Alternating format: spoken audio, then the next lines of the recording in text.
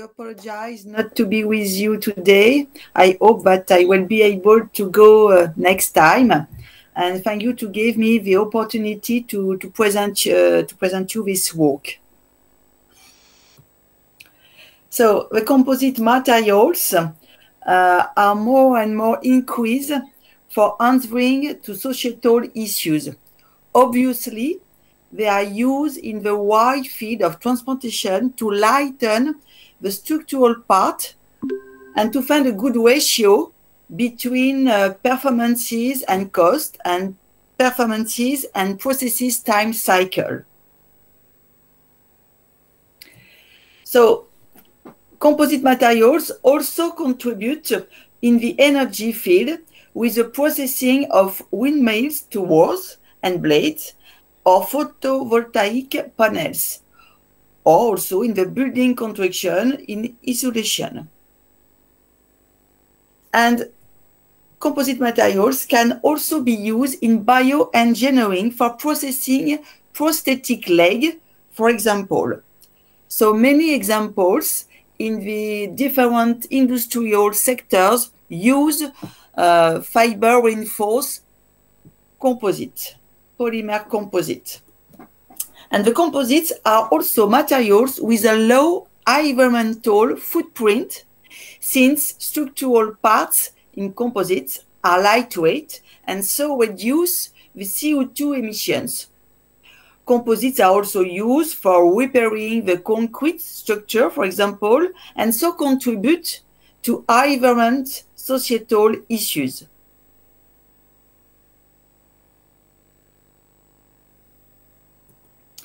However, the majority of the composites are mainly thermoset composites, and there's still environmental issues regarding the end of life of these materials.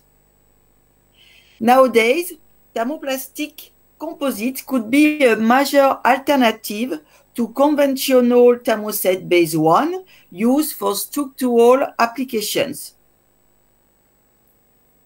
In fact, high-performance thermoplastic matrices can combine high mechanical properties, including impact resistance, flame retardancy, and solvent resistance.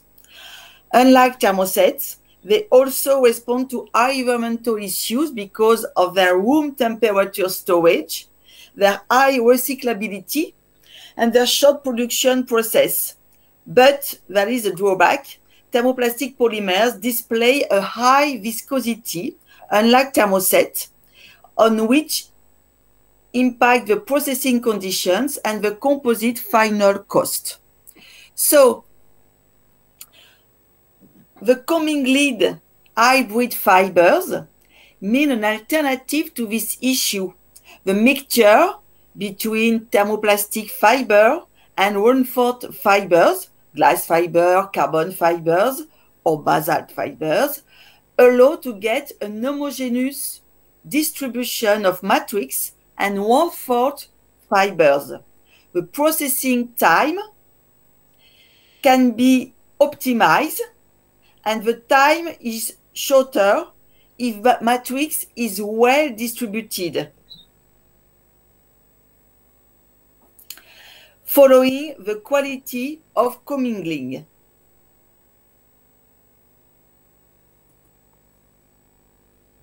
Maybe I can use that.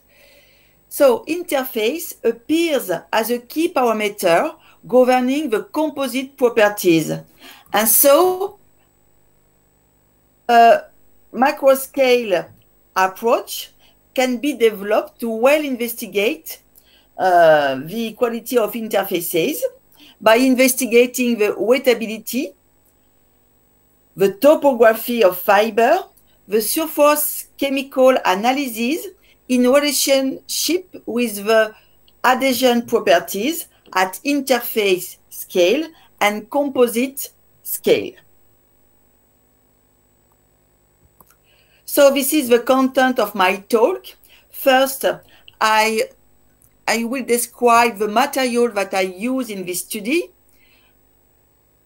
Secondly, I speak about the characterization of interfaces and interfaces in the composite investigated, which is polyphenylene, sulfide, and basalt fibers.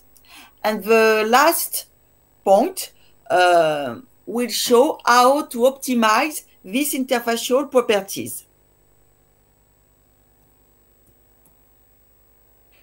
So, polyphenylene sulfide, PPS, is one of the most widely used high-performance thermoplastic polymers with polyether ethercetone and with polyether imide. The polymer is semi-crystalline and composed of phenyl wings and sulfur atoms, which ensure high thermal and mechanical properties. However, these outstanding performances require high processing temperatures not compatible with conventional sizing and can lead to a poor interfacial adhesion.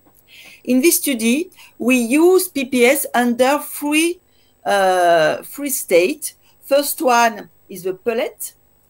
The second one is the pellet, which is processed by melt spinning to obtain fibers. And the third one is just after extrusion, which is named melt polymer. So we have three types, with three forms of PPS to realize the different investigation during this study.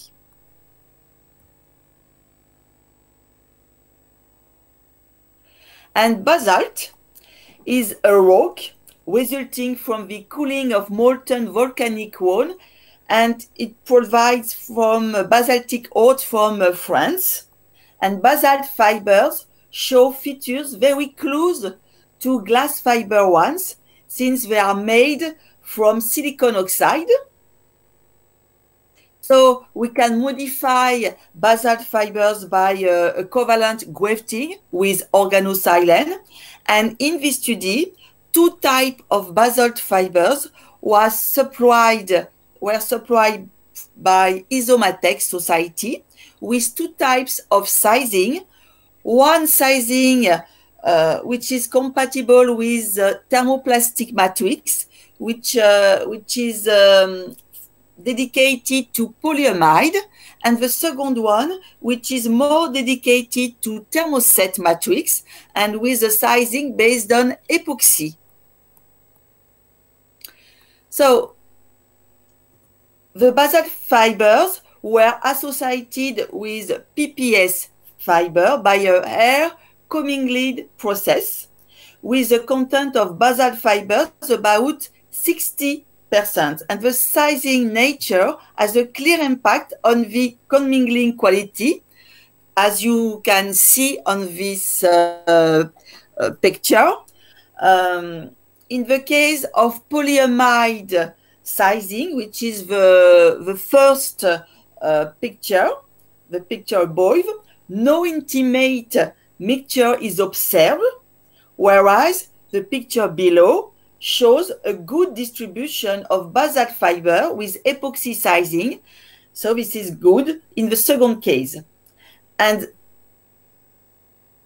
after, the unidirectional composites were processed through filament winding and by thermal compression. And so we obtain homogeneous composites with a 68% fiber in both cases with the two types of sizing. So let's move to the second part of my talk to well characterize this interface in this PPS basalt fibers. And for that, we investigate the formation of this interface during the processing of composites that undergo a thermal cycle, because the commingled yarns are heated at a temperature above the melting temperature. Thus, the matrix is molten and the 1/4 fibers, the basalt fibers, are embedded by the matrix. So the surface chemistry of the basalt, of the sizing, can have an important impact of the construction of this interface. And after, during the consolidation of the composite, we maintain a high temperature during a defined time. And during the cooling, we can generate different type of crystallization. And so they can have an impact on the interfacial properties. So this is the 2 points that you have investigated on the interfacial properties. And for that, we have developed a multi-scale approach. First, we have characterized the mechanical reinforcement at the fiber scale by using micromechanical test. We chose a microscale mechanical test with the pull-out performed at the fiber scale embedded in a matrix block. And the adhesion results obtained from this microscale approach was correlated at macroscale by performing a free bending test on the unidirectional composites. So, how do you prepare these pull-out samples? We use for that a setup which name is Favimat from TechTechno Society, and we realize the same thermal treatment than applied on the unidirectional composite. So in an aluminum pan, we set a PPS pellet and we heat the pellet above the melting temperature, and we keep the time during 6 minutes, not so much, because to avoid the degradation of the PPS. And during this time where the matrix is molten, we insert the fiber into the molten matrix. And after, we apply a cooling to obtain the solidification of the PPS, of the composite. So the fiber is inserted with a defined weight and a defined depth before cooling up to room temperature under airflow. So we cannot modify the cooling weight, but we can apply a slow cooling or a fast cooling. And after, the pull-out is performed on Favimat setup from TechTechno with a strain cell of about 200 centinewton and a tensile speed about 0.1 millimeter per minute. And the typical curve of pull-out test is reported here.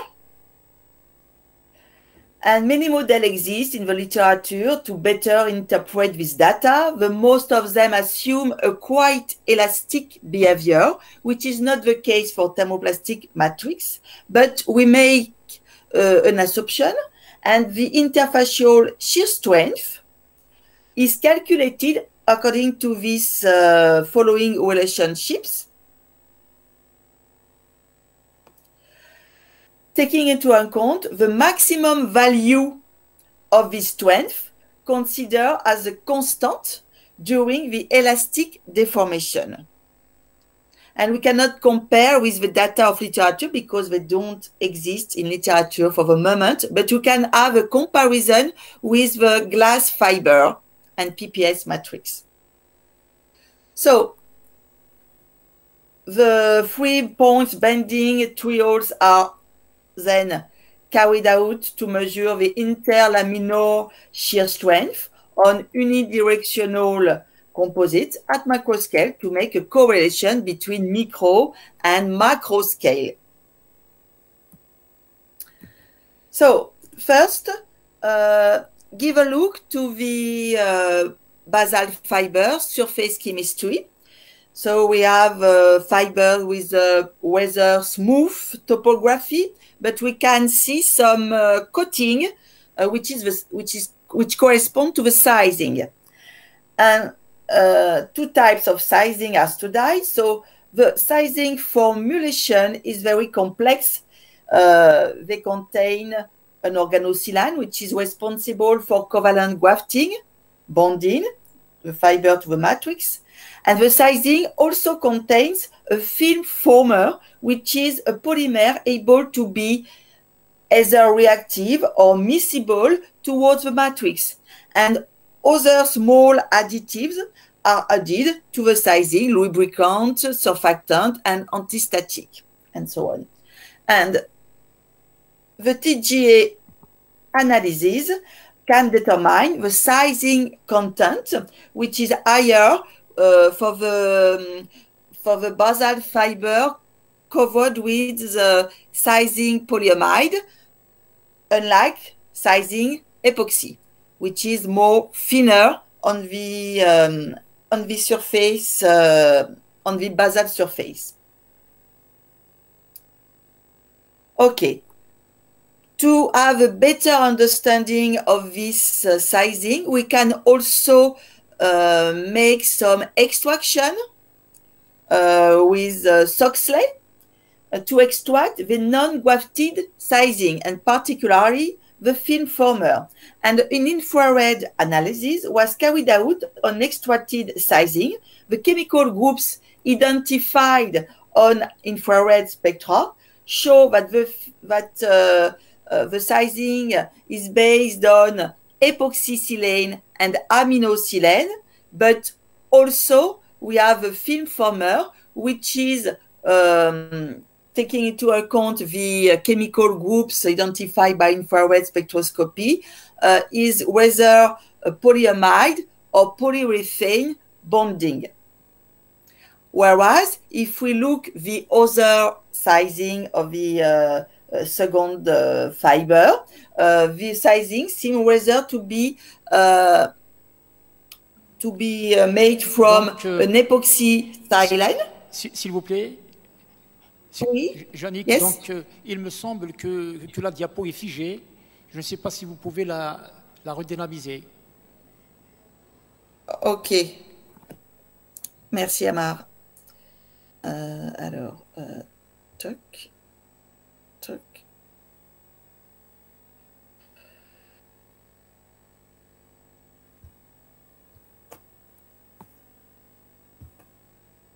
Est-ce que ça marche mieux si je passe à la suivante? Ça bouge. Maintenant, ça bouge, oui. Ça bouge? Oui, ok, oui, peut-être que je ne vais pas passer en format paysage, enfin, en format plein écran. Je vais laisser comme ça, sans animation. Okay. Est-ce que vous pouvez le faire en diaporama, s'il vous plaît? Alors, oui, en espérant que...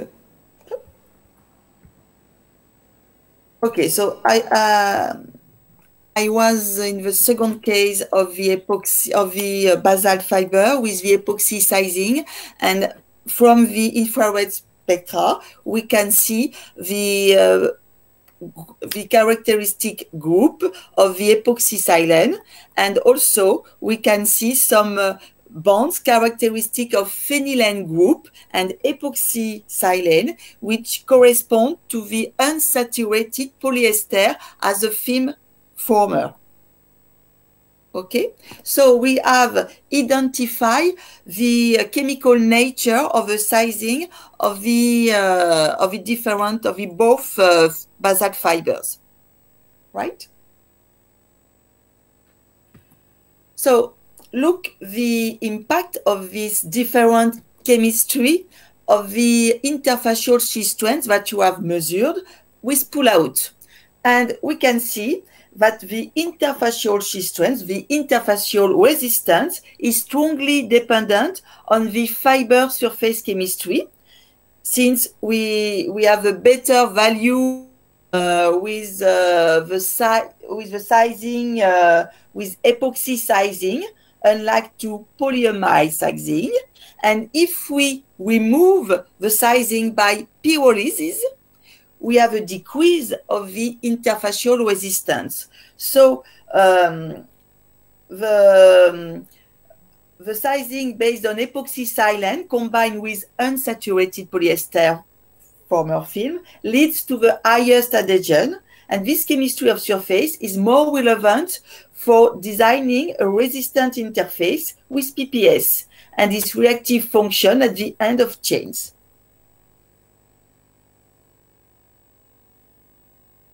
And if we look the fracture surface, we can see rather smooth surface, but containing as well some matrix areas. So we have a mixed fracture between adhesive and cohesive, and the PPS seems to be very sensitive to the surface history of fibers.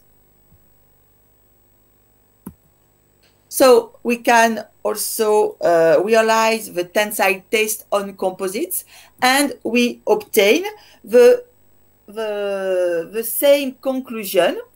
The thermoset sizing is always more relevant, and the fracture surface analysis reveal for the better sizing a plastic deformation with which means a resistance, a more resistant interface.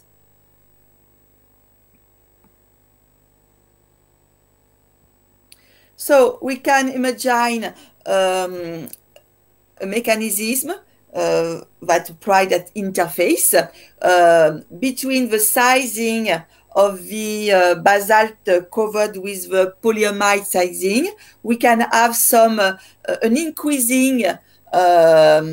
increase of interaction between the matrix and the sizing, because the PPS has reactive chain ends with amino group, and we have determined that this reactive chain ends is about 20%. So we have increased the interaction between the sizing and the matrix. And it's the same with the basalt fiber with the sizing epoxy, since we can have some interaction between the NH2 groups and the epoxy groups of the organosilane, but also between the polyester, the unsaturated polyester on the fiber, and the interaction with the phenyl group of the PPS. Jannick, So s'il te plaît. Jannick, s'il te plaît. Oui. Si tu peux faire défiler les diapos manuellement. C'est ce que je fais. Parce que ça bouge pas encore. C'est bon, ça marche? Pas parce que ça bouge pas. Ça marche pas là? C'est toujours figé, oui. C'est quand je passe. Ah bah voilà. Et là, tu ça le bouge. vois? Là, c'est ça bon? Bouge, oui. Là, ça bouge, Donc, je ne peux pas passer en plein écran. Il faut que je reste comme ça. So, second parameter that we have investigated in this work is the impact of the crystallinity. We have generated a different crystalline morphology. First, we have realized a slow cooling directly in the setup of the pull-out test. Okay, so with a slow cooling, we have a crystalline ratio about 23%, and the morphology, the corresponding morphology show many spherolites with a very small diameter. And if we realize the cooling very fastly, we have a nearly amorphous sample with a very low crystalline ratio, about 12%. And if we look the morphology, the same morphology, we can see many amorphous parts and very few spherolites, big spherolites, but very few. So this is rather amorphous sample. And to obtain another crystalline morphology, we use the PPS after extrusion because we obtain an orientation of the PPS chain, and so we have a better crystallinity with a crystalline ratio which about 50%. And if we look the corresponding morphology, we obtain many spherolites without amorphous parts and very small spherolite because the crystallinity is important. So we have generated different crystalline morphology to see the impact of this parameter on the interfacial resistance. And if we look the interfacial shear strength, unfortunately, the crystallinity does not impact the interfacial shear strength, since for the amorphous sample, which name with a T, like trempe in French. So this amorphous sample with the both sizing have the same interfacial resistance as the quite crystalline sample. So there is no impact of the crystallinity. But when you realize a sample with an intermediate morphology with the amorphous part and some spherolites, you can obtain the highest value of interfacial shear strength. And we can see on the same picture that in this case, when the crystallinity is intermediate, we have some polymer onto the fiber surface. And it is not the same with the low crystallinity or the highest crystalline ratio. We have a rather smooth surface. So we can explain this from this hypothesis of interfacial mechanism. From this observation and from the literature, we can propose this mechanism responsible of interfacial fracture. The highest interfacial resistance can be due to the transcrystallinity that could be possible with such a matrix that displays a low nucleation, leading to a partially cohesive fracture. It is the case in the second case here. Whereas when you have with an amorphous matrix, the fracture takes place in dual mode, adhesive and cohesive mode, and with a fully crystalline matrix, the crystallization is too fast, and the nucleation onto fiber face cannot take place. So a very ductile amorphous layer is generated at the interface in this case. So let's move to the last part of this talk, and we can see the different routes that you use to optimize, to improve the interfacial properties. So first, we use a pathway based on polymer blends. And for that, we blend by extruder PPS matrix with a terpolymer containing epoxy group and methacrylate group, and also polyethylene chain, hoping that you have a good interaction between the matrix and between the sizing. And for that, we only chose the better sizing shown before, which is the epoxy sizing. And we have introduced between 5 and 10% of this terpolymer within the matrix. And we can see on the micrograph, we have an heterogeneous morphology with a continuous phase of PPS, but you have some nodules of terpolymer. So we have a microphase separation with the matrix. And the second route concerns the use of ionic salt additives that behave as excellent interfacial agents. And for that, we use an imidazolium cation combined with anion chloride, with chloride anion, sorry.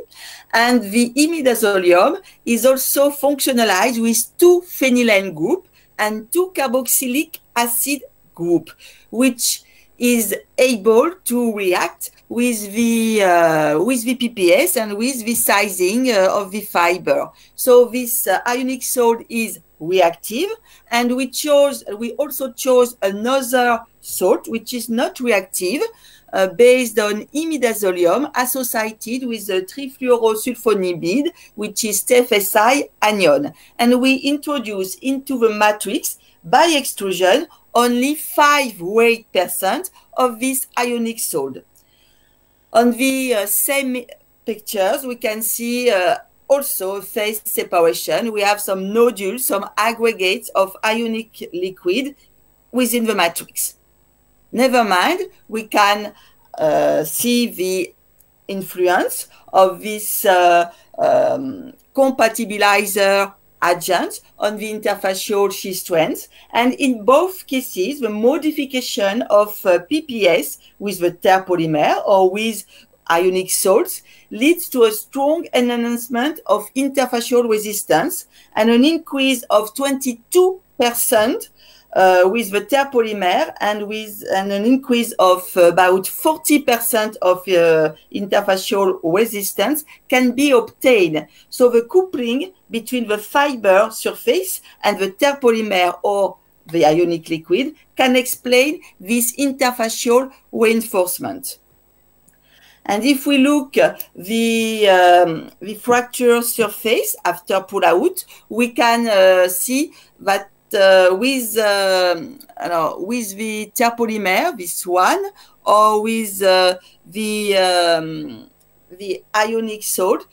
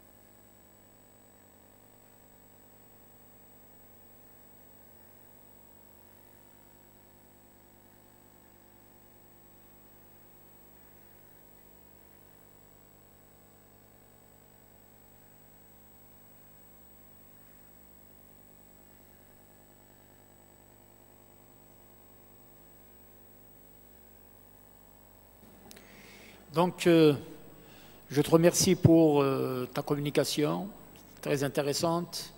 Maintenant, nous passons aux questions. En français ou en anglais, comme vous souhaitez.